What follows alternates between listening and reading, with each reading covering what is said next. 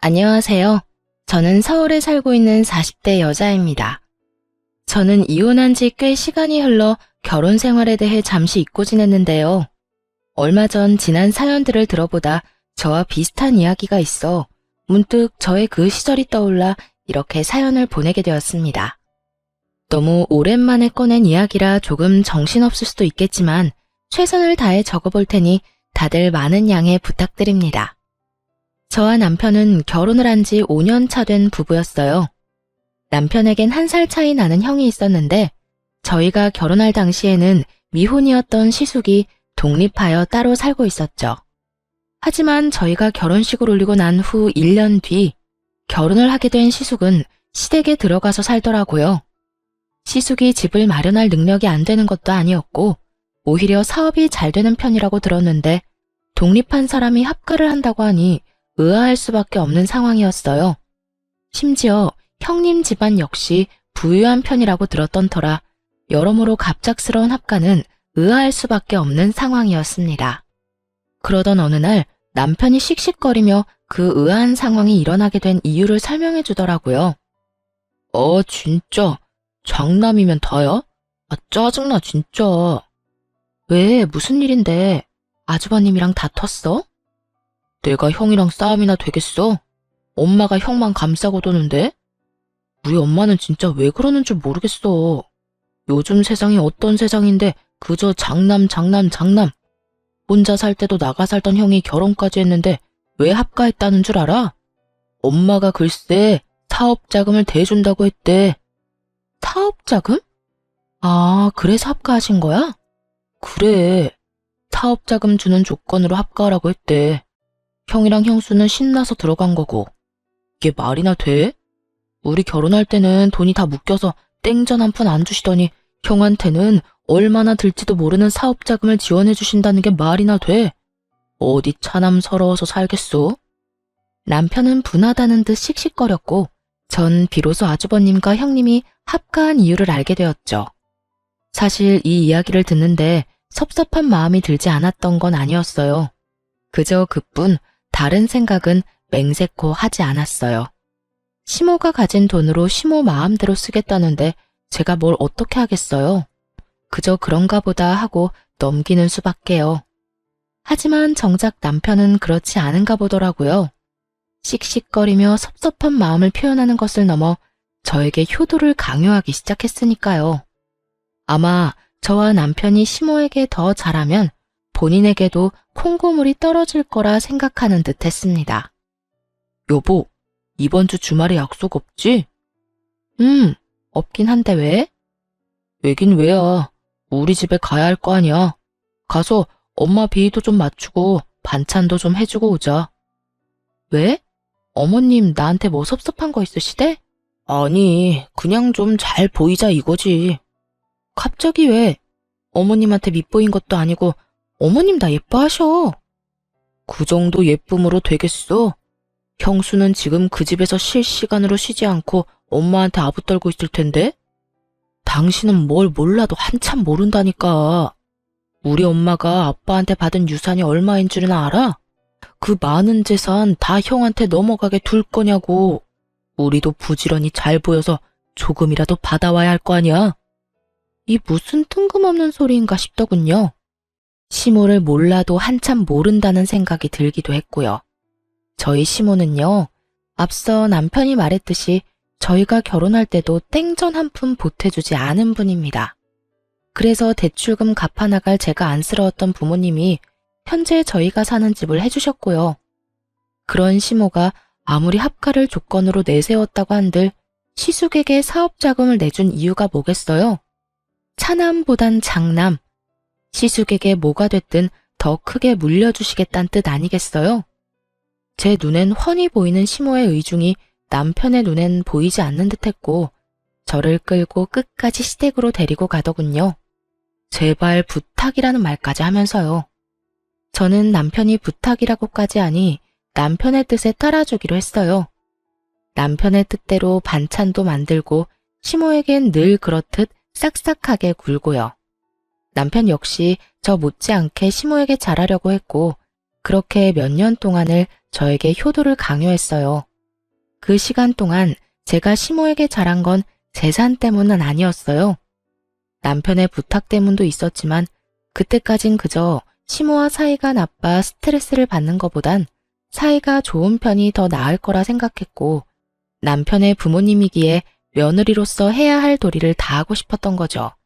거기에다 시모와 함께 사는 형님의 안색이 날이 가면 갈수록 좋지 않아지니 딱 발길을 끊을 수도 없더라고요. 어머님, 형님, 저 왔어요. 왔어, 동서? 어머, 이건 다 뭐야? 그렇지 않아도 바쁜 사람이 빈손으로 오지. 매번 뭘 이렇게 바리바리 싸서 와? 에이, 이 정도 반찬 만들 시간은 있어요. 저희 먹을 거 만드는 김에 조금 더 만들면 되는걸요. 그런데 형님 안색이 어디 아파요? 안색이 너무 안 좋아요. 나? 아니, 그냥 좀 피곤해서 그래. 요즘 좀 피곤하네. 혹시 임신 아닐까요? 아니야. 그냥 말 그대로 좀 피곤해서 그래. 형님은 그저 피곤하다고 했지만 아무래도 그저 피곤한 안색이 아니었어요.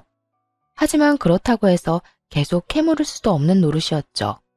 그래서 전 그저 갈 때마다 반찬을 만들어가며 형님의 일손을 덜어주었고 형님은 그런 제 마음을 고맙게 받아주곤 했어요. 제가 이렇듯 효도를 가장해 형님에게 도움을 주는 사이 남편은 시모에게 잘 보이려 갖은 노력을 하더군요. 엄마, 아들 왔어. 왔니? 바쁠 텐데 뭘 이렇게나 자주 와? 자주는 무슨? 생각 같아서 나도 들어와서 살고 싶은 걸 참고 있으니까 그런 섭섭한 말 하지 마. 아픈 데는 없지? 식사는 하셨어? 오늘도 엄마 며느리가 엄마 드시라고 반찬 만들어 왔어. 엄마 둘째 며느리 음식 좋아하시잖아. 나밖에 없지? 음식은 며느리가 만들었는데 생색은 왜 자기가 낸대? 웃기는 녀석일세. 둘째야, 고생했다. 매번 이렇게 싸우는 거 힘들지 않아?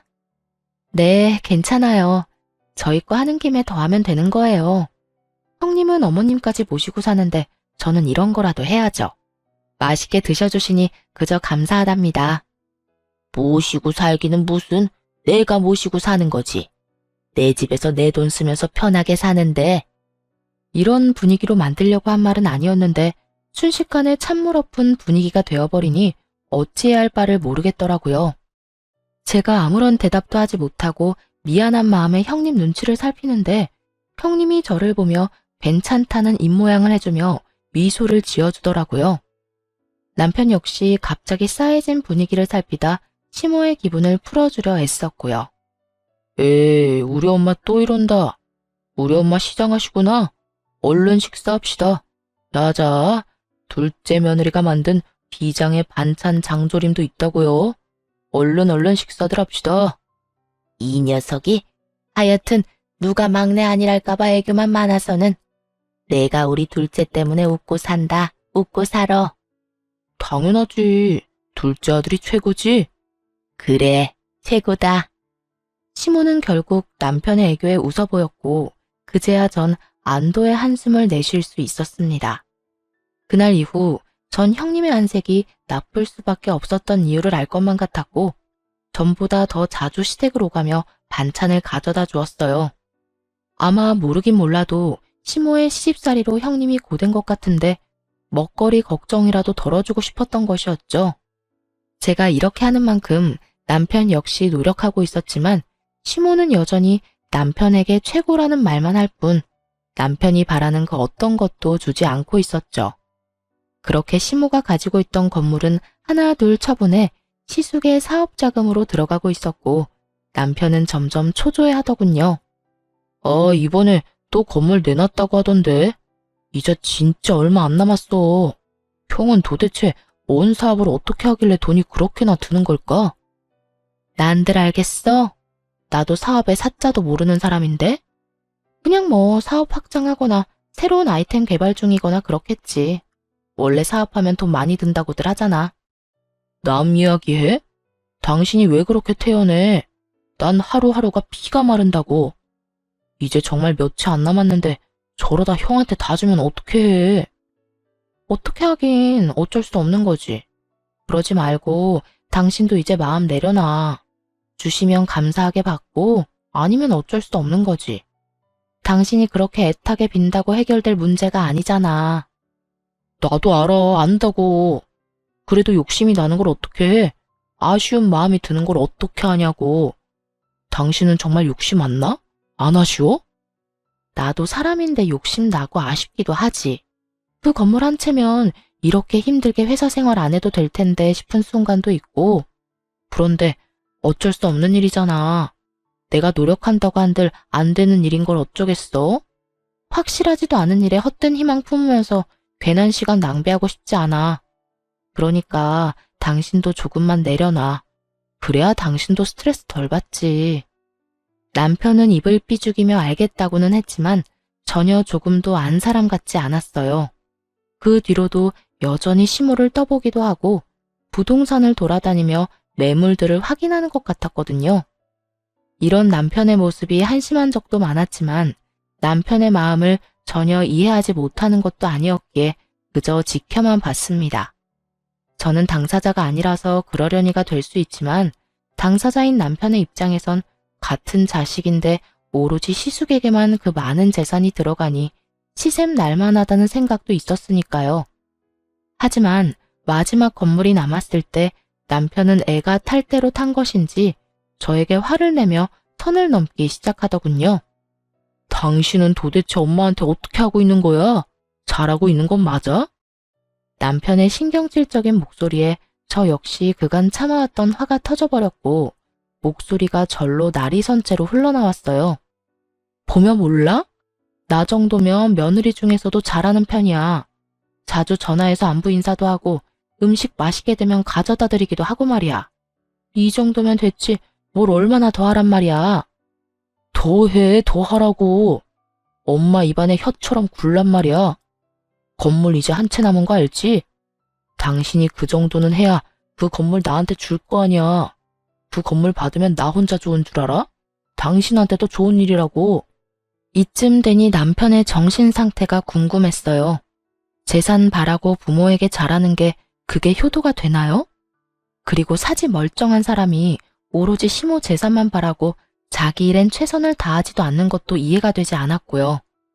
더는 차별받아 할 수 있는 당연한 시샘이 아니라 그저 시모의 재산을 물려받지 못해 환장한 사람처럼 보이기까지 했어요. 그래서 전 남편에게 좀 더 단호하게 말해주었습니다. 정신 차려 제발. 그 건물 우리 주시면 좋겠지 왜 안 좋겠어? 그런데 그걸 바라고 어머님께 과하게 잘하고 잘 보이려고 애쓰고 그런 건 아닌 것 같아. 어머님이 생각해 보시고 우리한테 주시고 싶으시면 주시겠지. 그러니까 당신도 좀 그만해. 어떻게 온 정신이 전부 어머님 재산한테 가 있어? 당신 들어보니까 요즘에 일처리도 제대로 못한다며. 당시에 저는 남편과 같은 회사지만 다른 부서에 일하고 있었고 남편의 일처리가 얼마나 개판이었는지 전혀 상관도 없는 제 부서까지 남편의 이야기가 전해지는 상황이었죠. 이대로 가다간 곧 해고당해도 이상하지 않은 상황이었던 터라 저는 결국 참았던 화를 내며 남편에게 한마디 하게 되었던 것이었습니다. 조금이라도 생각이 있는 사람이라면 반성하며 부끄러워하기라도 해야 할 텐데 남편은 오히려 그깟 회사 잘려도 상관없다며 큰 소리를 치더라고요.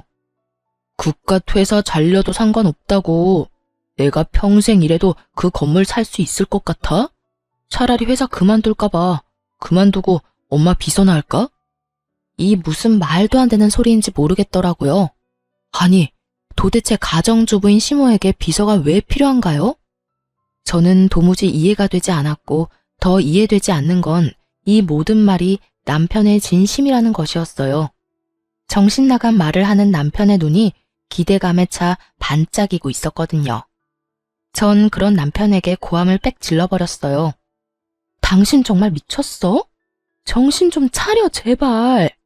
그리고 어머님이 일을 하는 것도 아니고 가정주부가 비서가 왜 필요해? 다시 한번 그딴 말 하기만 해. 효도고 나발이고 시댁에 발길도 하지 않을 테니까. 뭐? 당신 진심 아니지? 진심이야. 난 당신처럼 어머님 재산 바라지도 않아. 내 몸 멀쩡한데 내가 쓸 만큼만 벌면 되지. 난 그저 당신 엄마니까 그 감사함으로 어머님께 잘하려고 한 거지. 당신처럼 재산 바라고 이때껏 그랬던 거 아니었다고. 그러니까 당신도 더는 이상한 말 하지 말고 회사 일에나 신경 좀 써. 알겠어? 알겠어. 그런데 당신 이때까지 했던 것처럼 우리 집에 잘할 거지? 남편은 저의 단호한 태도에 한 발 물러서긴 했지만 끝까지 저의 화를 돋웠고 전 그런 남편에게 확실하게 말해주었어요. 당신 한 번만 더 그딴 소리 물으면 나 다신 어머님께 전화도 안 한다.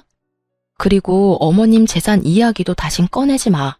그딴 이유로 나한테 잘하라고 하는 거면 나 진짜 어머님이랑 확 싸워버릴 거니까. 알겠어? 알겠어. 남편은 여전히 정신을 차리지 못한 듯 했지만 적어도 저에게 더는 이상하고도 정신 빠진 소리는 하지 않더라고요. 불안하기도 했지만 한편으론 제 눈치를 보느라 일은 제대로 하는 것 같으니 다행이다 싶긴 했습니다. 그렇게 불안하지만 평화로운 나날들이 지나가고 있었고 저는 건물에 대해선 까맣게 잊은 채 지내고 있었어요. 그런데 어머님께 전화가 오더라고요. 남편과 그런 일이 있고 난 뒤 일부러 시모와 거리를 둔 것도 있긴 했지만 일도 바빠졌던 터라 통화한 지 오래되어 조금은 반가운 마음으로 전화를 받았어요. 어머님, 웬일이세요? 너무 오랜만이에요. 요즘 바쁘니? 연락도 없고 무슨 일이 있나 해서 전화했다. 아, 요즘 회사에 일이 좀 바빠서 연락 못 드렸어요. 잘 지내시죠? 아픈 곳은 없으시고요? 나야 늘 똑같지. 난 또 연락 없길래 네가 내 재산 포기했나 했지. 조금 황당했어요. 갑자기 웬 재산 타령인가 싶어서요. 결혼 이후 단 한 번도 시모에게 재산 이야기를 꺼낸 적도 없었기에 더욱 황당했죠. 그래서 전 시모에게 황당하다는 듯 웃으며 되물었어요. 근데? 어머님, 그게 무슨 말씀이세요? 전 어머님 재산 바란 적 없는데요. 그러니? 난 네가 반찬도 만들어 오고 나한테 잘하길래 내 재산 바라고 그러는 줄 알았지. 그런 마음으로 한 행동 아니에요, 어머님. 그저 전 며느리 된 도리를 지키려고 했던 것뿐이에요. 반찬이야 매번 말씀드렸던 대로 저희 거 하는 김에 좀 더 해서 가지고 갔던 거고요. 그러니까 그렇게 말씀하지 마세요. 저 조금 섭섭해지려고 해요. 그러니? 네 남편은 생각이 좀 달라 보이던데 넌 아니라니 그리 믿으마. 하여튼 내일 주말인데 어디 가니? 내일이요? 정해진 건 없는데 왜 그러세요? 무슨 일 있으세요? 아무 일 없어. 다름이 아니라 약속 없으면 와서 반찬 좀 하거라. 네가 만든 반찬이 먹고 싶구나. 이상했어요. 단 한 번도 이런 말을 먼저 한 적이 없었던 시모인데 갑자기 전화까지 한 것을 포함해 여러 가지로 석연치 않더라고요. 왜인지 이상한 예감이 들기도 했고요. 무언가 이상하다는 생각이 들자 가고 싶지 않은 마음이 굴뚝이긴 하지만 이미 약속이 없다고 말해버린 전 하는 수 없이 가기로 약속을 해버렸죠. 그러면 내일 그이랑 같이 갈게요. 그래, 먹고 싶은 거 문자로 보낼 테니 올 때 대충 장 좀 봐오고. 네, 어머님. 전화를 끊자마자 시모에게선 먹고 싶은 음식 리스트들이 왔고 대부분 시모가 좋아하는 음식이 아닌 형님이 좋아하는 음식들이더군요.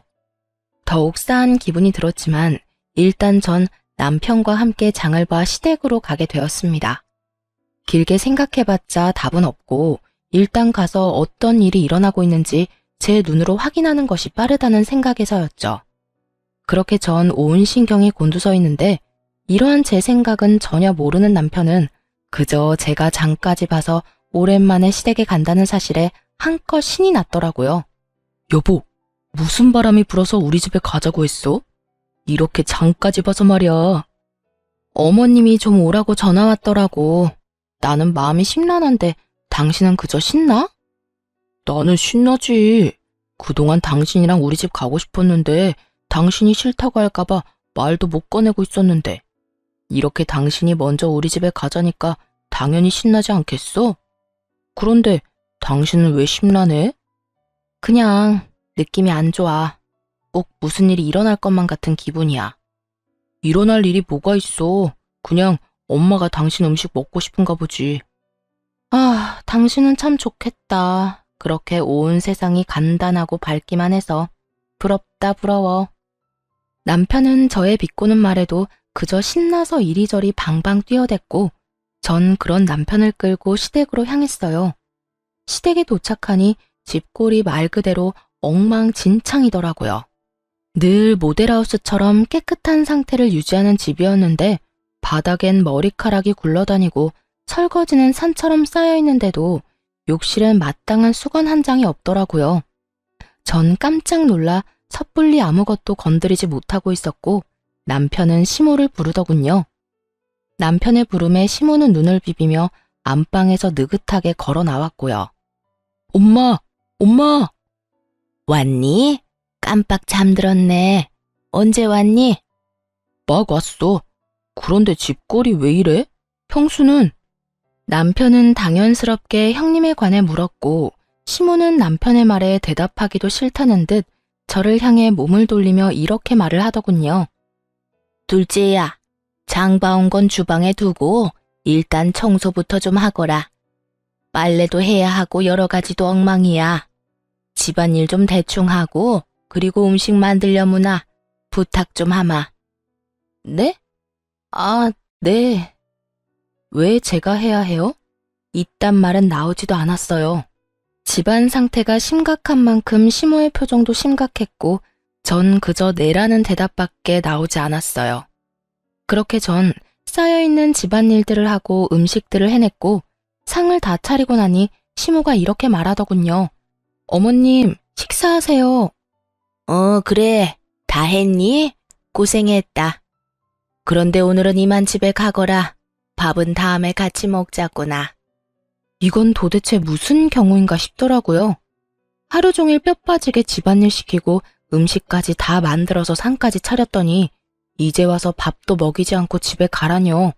심지어 저녁 시간대가 지나도 한참 지난 시간이라 당연히 저녁밥을 먹고 간다고 생각했던 터라 이만 집으로 돌아가는 시모의 말은 황당하기까지 했어요. 남편 역시 저와 생각이 같았는지 시모에게 되물어보더라고요. 어? 집에 가라고? 저녁 먹고 집에 가라는 게 아니라? 그래, 오늘은 이만 가. 왜? 지금 시간이 몇 시인데 나 배고프단 말이야. 하루 종일 집안일 하느라 힘이란 힘은 다 썼는데 밥도 안 먹이고 보낼 거야? 남편은 떼를 부리기 시작했고 그런 남편의 모습에 시모는 한숨을 내쉬는가 싶더니 이내 진지한 얼굴로 이렇게 말하더군요. 아들, 엄마가 오늘 네 형수랑 진지하게 할 이야기가 있어서 그래. 그러니까 오늘은 그냥 좀 가. 둘째야, 고생 많았을 텐데 오늘은 네가 이해 좀 해주렴. 내가 네 형님이랑 긴히 나눌 이야기가 있어서 그래. 곧 네 형님 오기로 했으니까 오늘은 이만 돌아가려무나. 그제야 남편은 상황의 심각성을 깨달은 것인지 제 손을 잡아 끌며 집에 가자고 하더라고요.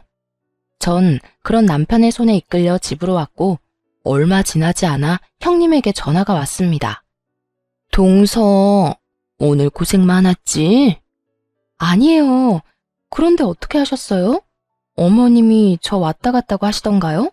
급하게 저희 보내길래 비밀로 하고 싶어 하는 것 같아서 일부러 형님한테도 전화 안 했는데요.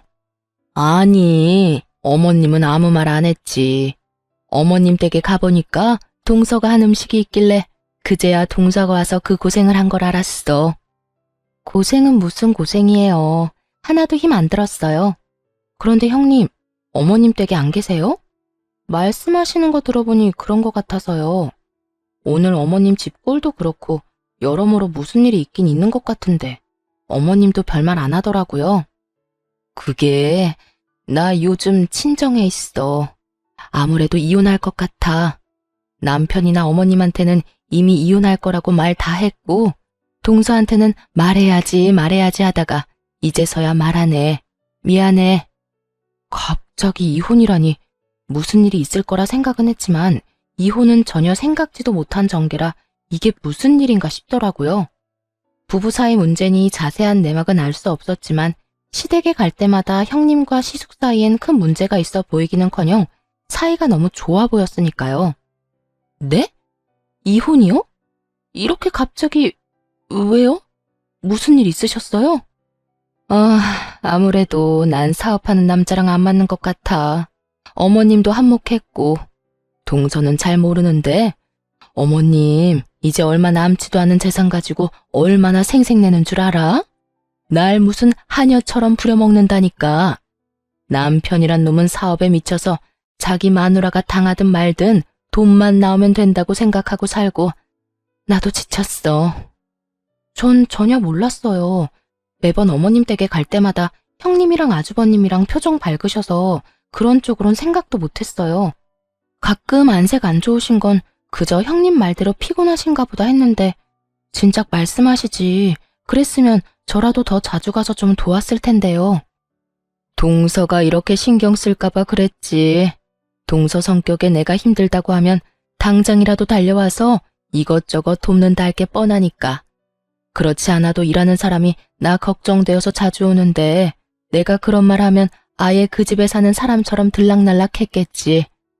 그나저나 앞으로 어머님이 동서를 많이 괴롭힐 거야. 종처럼 부려먹던 내가 없으니까 이젠 동서를 가만두지 않을 거야. 그래서 하는 말인데 절대로 어머님이 하라는 대로 시키는 대로 다 하지 마.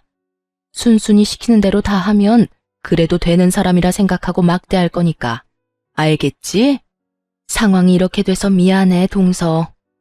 평소 형님과 사이가 좋았던 게 이럴 땐 큰 도움이 되더라고요. 형님은 그 뒤로도 나에게 당부와 걱정 어린 우려들을 긴 시간 쏟아내 주었고, 전 형님 덕에 그간 몰랐던 시모의 모든 것을 알게 되었습니다. 시모는 그간 형님을 종부리듯 사람을 부려먹었다고 하더라고요.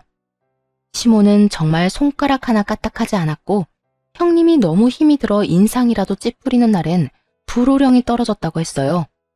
남편 잘 만나서 넓은 집에서 호강하는 주제에 그 정도 일이 힘드냐면서요. 그러면서 그런 식으로 힘든 티 내면 정말 삶이 힘들게 만들어주겠다고도 말했다더군요. 시숙의 사업 자금을 끊어버리겠다는 말이었죠. 형님은 시숙의 앞길을 막을 수 없었기에 그저 시모가 시키는 대로 호구처럼 살았고 이 모든 상황을 시숙은 뻔히 다 알면서도 그저 지켜봤다고 하더군요. 그런 날들이 반복되자 형님은 결국 폭발해버렸고 시모와 대판 싸우고 집을 나와버렸다고 했어요. 그러면서 하는 말이 앞으로 제가 타깃이 될 테니 조심하라고 당부 또 당부해주더라고요. 형님의 말을 들으면서도 설마 나에게까지 그런 짓을 할까 했는데 상황은 형님의 말처럼 흘러가더군요. 그간 저에게 먼저 연락을 잘 하지도 않던 시모는 틈만 나면 저에게 연락을 해 이것저것 시켜 먹으려고 들더라고요. 둘째야, 오늘 회사 마치고 집으로 좀 오거라. 오늘이요? 그래, 오늘. 와서 화장실 청소도 좀 하고 수건도 좀 삶거라. 수건이 영 시원치가 않아. 푹 삶아야 때도 지고 뽀송뽀송하기도 하고. 그리고 오는 김에 장도 좀 봐오고. 돈은 오면 줄 테니 장 보는 김에 과일도 좀 넉넉히 사와. 과일도 다 떨어져 가니까. 알겠지? 그러면 오는 걸로 알고 끊으마. 말이 좋아야 부탁이지. 이건 뭐 앞으로 절 호구 취급을 하겠다는 선포와도 같더군요. 형님에게 들은 말이 없었다면 그놈의 며느리로서 해야 할 도리라고 생각하며 호구 잡히는 줄도 모르고 시댁으로 갔겠지만 들은 말이 워낙 많았던 저는 시모에게 뭐 하나라도 효도하고 싶어 안달이 난 남편에게 전부 넘겨버렸어요.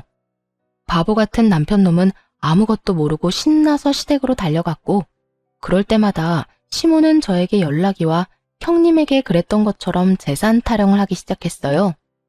내가 오늘 너한테 오라고 하지 않았니? 왜 네가 안 오고 내 아들을 보내? 제가 뭘 할 줄 안다고. 제가 가려고 했는데 일이 워낙 바빠서요. 너희 같은 회사지 않니? 너는 바쁜데 네 남편은 한가해? 말이 되는 변명을 해야 믿는 척이라도 하지. 어머님, 남편이랑 저랑 부서가 달라요. 부서마다 하는 일도 다르고 일이 다르니 바쁜 시기도 다르고요. 요즘은 우리 부서가 유난히 바쁘고 남편 부서는 한가한 편이라서 그래요. 정 못 믿겠으면 남편한테 물어보세요. 됐다. 그걸 못하러 물어봐. 뭐 중요한 거라고. 하여튼 앞으로 내가 부르면 제깍제깍 달려오거라. 그래야 내가 너 하는 짓이 예뻐서라도 하나 남은 건물 네 남편한테 주지 않겠니? 그러니까 나한테 잘해. 시키는 대로만 잘해도 긍정적으로 잘 생각해 볼 테니까. 재산에 눈꼽만큼도 관심이 없었던 저에게 시모의 이런 말들이 무서울 리가 없었고, 그랬기에 전 말 같지도 않은 말들을 한 귀로 듣고 한 귀로 흘려버렸습니다. 그렇게 시모가 저를 부르면 저는 남편을 보내버리는 일상이 반복되고, 어느 날은 시모에게 한 소리 들은 남편이 저에게 화를 내더라고요. 당신, 이때까지 우리 엄마가 나 부른 게 아니라 당신 부른 거라며? 당신은 나 부른 거라고 했었잖아. 누굴 불러서 누가 가든 그게 무슨 상관이야? 누구라도 가서 집안일 했으면 됐지. 그리고 당신 엄마 집 일인데 꼭 나만 가서 해야 한다는 법이라도 있어? 누구든 시간 남고 마음 가는 사람이 가서 하면 되는 거지. 엄마가 싫다잖아. 엄마가 나 말고 당신 보고 오래. 오늘도 나한테 얼마나 짜증냈는 줄 알아?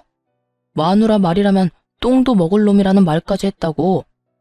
앞으로는 엄마가 부르면 당신이 가. 당신이 가서 집안일을 하든 엄마 어깨를 주물러 주든 엄마가 시키는 일은 당신이 하란 말이야. 저는 이 말이 꼭 앞으론 시모의 하녀로 살라는 말처럼 들려 기분이 너무 나쁘더라고요. 제가 강아지도 아니고 오라가라 하면 그 말을 다 들어야 하나요? 하물며 집에서 키우는 강아지도 자기 기분 나쁘면 무시하고 들은 척도 안 하는 마당에 이 무슨 개보다도 못한 취급인가 싶었어요. 여보, 내가 진짜 마지막으로 말하는 거니까 잘 새겨들어. 효도를 하고 싶거든 당신이 직접 해. 괜한 사람 괴롭히지 말란 말이야. 나 요즘 일하느라 정신없어서 시댁까지 신경 쓸 여유도 없고 일이 한가하다고 한들 시댁 일 도맡아서 할 생각도 없어. 특히 당신처럼 재산 바라고 하는 효도? 난 더 이상 하고 싶지 않아. 그러니까 나한테 강요하지 마. 제 말에 남편은 기분이 상해버렸는지 빈정거리며 가소로운 협박을 하더라고요. 아이고 무서워라. 어디 겁나서 효도하라는 말이라도 할 수 있겠어? 그래, 나도 좋다 이거야. 앞으로 당신한테 절대 우리 집에 가라는 말 안 할게. 안 하면 되잖아. 대신 우리 엄마한테 건물 물려받으면 당신은 국물도 없으니까 그런 줄 알아? 10원짜리 하나 주지 않을 테니까 그때 가서 섭섭해하지나 말라고. 30살 넘은 남자가 어쩌면 이렇게도 유치한지. 정말 제가 남편을 데리고 사는 것인지 3살짜리 아들을 데리고 사는 것인지 헷갈릴 지경이었어요. 아니, 3살짜리라면 귀엽기라도 하지. 이건 재산에 눈이 멀어서 마누라까지 호구 잡히게 하려고 하니 오만정이 떨어지려고 하더라고요. 아휴, 제발 돈 좀 받아달라고 무릎 꿇고 빌어도 절대 안 받을 테니까 그런 걱정 말고 제발 당신 선에서 당신이 알아서 효도해라. 알겠어? 그 후로도 전 여전히 시모가 부르면 남편을 보내버렸고 남편은 기분 나쁜 티를 내긴 했지만 늘 저를 대신해 시댁으로 가더군요. 그러던 어느 날 시댁으로 간 남편이 시모와 함께 집으로 돌아오는 것이 아니겠어요? 남편의 양손엔 시모의 짐이 가득했고 전 무슨 일인지 물었어요. 어머님, 갑자기 무슨 일이세요? 당신 손에 그건 뭐야? 무슨 짐이야? 저의 물음에 남편은 제 눈치를 살피며 조심스럽게 말을 꺼내더라고요. 이게 뭐냐면 우리 엄마 짐이야. 한동안 우리 집에서 지낼까 하고. 남편의 눈치를 보아하니 남편이 계획한 일은 아닌 듯 했고 시모가 독단적으로 밀어붙인 듯 했어요. 남편은 지나치게 제 눈치를 살피고 있었고 그런 남편의 행동이 마음에 들 리 없었던 시모는 저를 쏘아보며 당당하게 제 집에서 살겠다고 선포하더라고요. 뭘 그렇게 눈치를 보면서 말해? 나 한동안 여기서 좀 지내마. 너도 들어서 알겠지만 첫째네 결국 이혼했어. 그것 때문에 우리 장남이 속이 많이 상하는지 술을 마시고 집에 들어오는 날이 잦아져서 내가 잠을 통 못 자고 있고 말이다. 그래서 한동안은 내가 여기서 지내면서 기력 회복 좀 하려고 한다. 이건 무슨 자다가 봉창 두드리는 소리인가 싶더라고요. 아니, 시숙이 이혼을 했는데 왜 우리 집에 오는 건가요? 시숙이 술에 취해 집에 오면 앞으로 술을 자제하라고 하면 되는 일 아닌가요?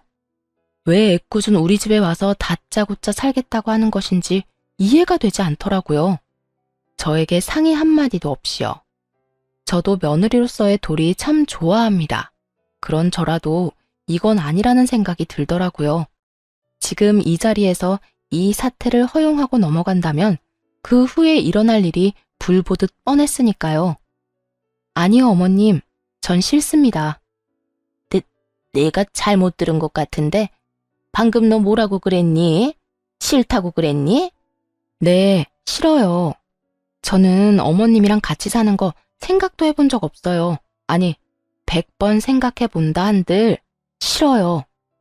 너 정말 이딴 식으로 나올 거니? 내가 여기서 평생 산다는 것도 아니고 잠시 좀 지내다가 가겠다는데 그것도 안 된다 이 말이니? 시모는 저의 당돌함이 어이가 없다는 듯 되물어오더라고요.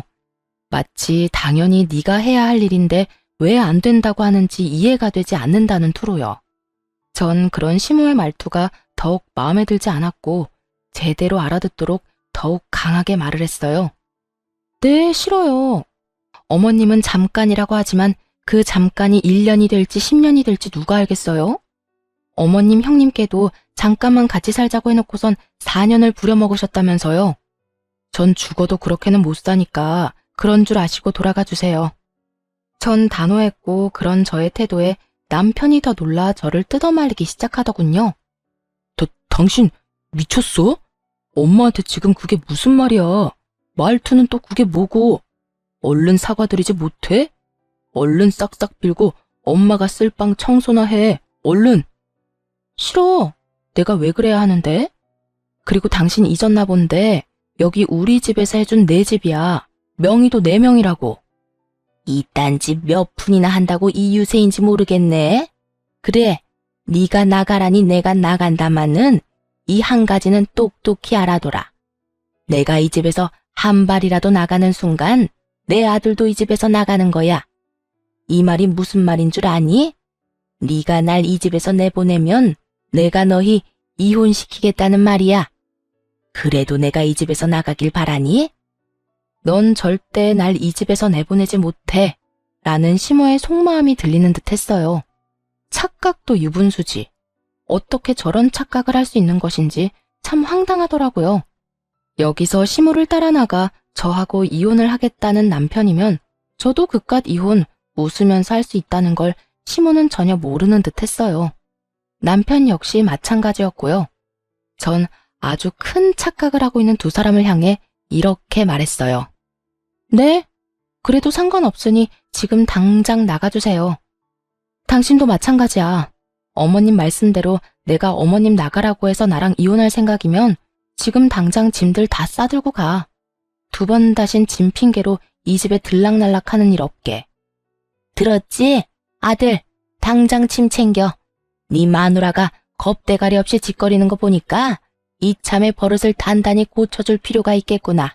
어디 법원 가서도 그리 당당할 수 있는지 두고 보자. 두 여자의 진심 가득한 선포에 남편은 잠깐 멈칫한다 싶더니 이내 시모의 강한 눈빛 한 번에 짐을 다 챙겨 시모의 뒤를 따라 집을 나가버리더라고요. 오만정이 떨어졌던 남편이긴 했지만 이혼만은 하기 싫어 마지막 기회를 줬던 것인데 그 기회를 발로 뻥 차버리는 남편을 보며 저 역시 굳게 마음을 다잡게 되었죠. 쇳불도 당김에 빼라고 전 남편이 집을 나간 바로 다음 날부터 이혼 준비를 시작해 남편에게 통보해버렸습니다. 여기 이혼 서류 도장만 찍으면 돼. 기어코 이혼을 하자고? 당신도 짐까지 싸서 나갔을 땐 이 정도는 각오했던 거 아니었어? 위자료, 재산 분할 잘 살펴봐. 소송까지 하려면 그래도 되고. 난 당신이 어떻게 하든 다 준비돼 있으니까. 그런데 될 수 있으면 빨리 끝내고 싶으니까 합의를 하든 소송을 하든 잘 생각하고 결정 빨리 내려줬으면 좋겠어. 당신이야말로 잘 생각해. 당신 나 없이 살 수 있어? 나랑 이혼하면 회사는 어떻게 다니게? 자신 있어? 정말 나랑 이혼할 수 있겠어? 그까짓 이혼이 뭐라고? 해야 할 상황이면 그냥 하는 거지. 그리고 착각 좀 하지 마. 나 당신 없이 잘 살 수 있고 내가 잘못해서 하는 이혼도 아닌데 회사 생활까지 걱정해야 하는 거야? 요즘 세상에 이혼 좀 한다고 별 문제될 게 있겠어? 그러니까 이상한 걱정하지 말고 결정이나 빨리 해. 남편은 한치의 흔들림도 없는 저를 보며 차라리 잘 됐다는 듯 이혼에 동의하더군요. 조건도 제가 내세우는 대로 다 해준다면서요. 그래, 하자. 당신 말대로 그까짓 이혼 하면 되지 뭐. 조건도 당신이 원하는 대로 다 해줄 테니까 빨리 이혼해. 그까짓 푼돈 얼마든지 줄게. 어차피 난 엄마한테 건물 받을 건데 그깟 돈 아껴서 뭐 하겠냐? 그래, 참 부럽네. 그 건물 부디 꼭 당신이 받길 바래. 그러면 합의한 걸로 알고 있을게. 법원에서 보자. 그렇게 전 다른 분들에 비해 비교적 빠르고 깔끔하게 이혼을 할 수 있었습니다. 결혼 생활 내내 저를 괴롭게 만들었던 시모의 재산은 결국 저의 이혼에 큰 도움이 되더군요. 전 남편이 정말로 저의 뜻대로 제가 내세운 조건에 맞춰 이혼을 해주었으니까요. 정말이지 그 재산에 감사한 마음이 다 들더군요. 그렇게 이혼이 확정되던 날, 전 남편은 저를 보고 비웃으며 이렇게 말하더군요. 멍청하긴. 가만히 있으면서 엄마하고 내가 시키는 대로만 했어도 돈방석에 앉았을 텐데 괜한 고집부리다 이혼녀 딱지나 붙게 되고 꼴 좋다. 나만 이혼녀 됐다는 듯이 말한다. 내가 이혼녀면 당신은 이혼남이야. 그리고 돈방석? 그래, 어디 두고 볼게. 당신이 돈방석에 앉게 될지 아니면 쪽박을 차게 될지 당신이야말로 후회하지 마. 왜 이렇게까지 말을 했냐고요? 다 이유가 있었어요. 사실 전 시모가 가진 것은 아무것도 없는 상태였거든요. 형님에게 들은 바로는 전 남편이 철석같이 믿고 있는 건물마저 진작 처분해 시숙에게 투자한 상태였고 시숙은 그마저도 날려먹었다고 하더라고요. 사업이 잘 돼서 끊임없이 자금을 주고 있었던 것이 아니라 차리는 족족 망해서 끊임없이 자금을 퍼붓고 있었던 것이었어요. 연달아 사업을 말아먹은 시숙은 날마다 술을 퍼마시고 다니고 있었고 그 꼴이 보기 싫어 시모는 제 집까지 온 것이었어요. 처음부터 이러한 사실을 전 남편에게 숨기려고 한 것은 아니었어요. 처음엔 이런저런 일로 피곤해서 말하지 못했고 그 뒤론 정말 새까맣게 잊어버려 말을 못하고 있었던 것이죠. 그런데 그 뒤로 많은 일들이 일어나며 이혼까지 하게 되었으니 더욱 말할 필요가 없어진 상황이었어요. 후회? 내가 후회를 왜 해? 내가 너처럼 멍청한 줄 알아? 난 적어도 내 밥그릇은 내가 알아서 챙겨. 너처럼 눈앞에서 놓치지 않는다고. 그러니 너나 땅을 치고 후회하지 마. 이렇듯 끝까지 저에게 헛소리만 하는 전 남편을 보며 후회할 사람은 너라는 말을 속으로 얼마나 되뇌었는지 모릅니다. 이혼을 하고 난 후 전 남편, 시모 모두를 바로 차단해버렸습니다. 혹시나 하는 상황에 대비해 집도 세를 줘버렸고 회사도 이직을 해 다른 지역으로 이사까지 와버렸죠. 그 후 형님에게 전해 들은 바로는 재산을 전부 시숙에게 투자한 것을 알아버린 전 남편이 저를 찾아 나섰다고 하더라고요. 제가 연락이 되지 않자 형님에게까지 연락이 와 재산은 전부 날린 것이 맞냐, 정말 저와는 연락이 되지 않냐 등등 몇 번이고 물었다고 했어요. 저를 찾아다니는 검은 속내는 뻔했어요. 전 남편은 저에게 위자료를 주기 위해 대출까지 받은 상태였고 그거에다 시모에게 속아 퇴직금까지 미리 받아 시숙에게 다 줘버려 빚쟁이 신세였거든요. 그러니 어떻게 해서든 저에게 들러붙어 어떻게 해서든 한 푼이라도 받아가려 저를 찾아 나선 게 뻔히 보이지 않겠어요? 전 시모도 전 남편과 처지가 별반 다르지 않다고 하더라고요. 어머님도, 아니, 그 아줌마도 별반 다르지 않아. 있는 재산 다 첫째 아들한테 다 갖다 주고 깡통 차니까 둘째 아들 돈까지 끌어다 난리를 부리다가 이혼까지 하게 만들었으니 어쩌겠어? 그냥 빚쟁이 두 아들 둔 빚쟁이 엄마가 된 거지. 하나 있던 집까지 다 말아먹고 요샌 단칸방 월세살이 한다고 하더라. 다 큰 아들 둘 끌어안고 오순도순 잘 살아보라지 뭐. 동서는 이제 이쪽으론 신경도 쓰지 말고 관심도 주지 말고 거기서 잘 살아. 나도 이제 그 집 신경도 안 쓸 거야. 세 인간 모두 빚쟁이가 되었다는 말을 듣는데 참 잘된 일이다 싶었어요. 그렇게 재산 믿고 사람을 괴롭혀대더니 딱 어울리는 벌이다 싶었으니까요. 이 소식을 마지막으로 전 시댁의 소식은 들을 수 없었고 그렇게 그 지긋지긋한 인연도 끝이 났습니다. 전 이직한 회사에서 잘 지내고 있어요. 얼마 전 승진도 했고 회사 사람들과 잘 지내고 있죠. 사연 처음에 말씀드린 대로 이혼을 한 지도 꽤 많은 시간이 흘러 특별한 일이 없는 한 요즘엔 그 시간들을 잊고 잘 살고 있습니다. 지금까지 연애라고 단정 지을 만한 관계를 맺은 적도 없고 앞으로도 그럴 생각이 전혀 없는 상태예요. 그렇다 보니 결혼 생각도 전혀 없고요. 그저 아직까진 휴일엔 저를 위한 시간을 보내고 가끔은 여행도 다니는 게 참 좋더라고요. 생각보다 혼자 하는 여행길에서 제가 보고 느끼는 많은 것들이 더 큰 의미가 있다는 생각에 한동안은 계속 혼자 지내보려 합니다. 최근엔 기타를 배우고 있는데요. 손가락도 다치고 물집도 생기긴 하지만 그 모든 걸 감수할 만큼 즐거워 한동안은 기타 배우는 재미에 푹 빠져 지낼 듯 합니다. 이 정도면 혼자 지내는 것도 꽤 괜찮지 않나요? 이로써 저의 사연은 끝이 났습니다. 지금까지 긴 사연 들어주셔서 감사합니다.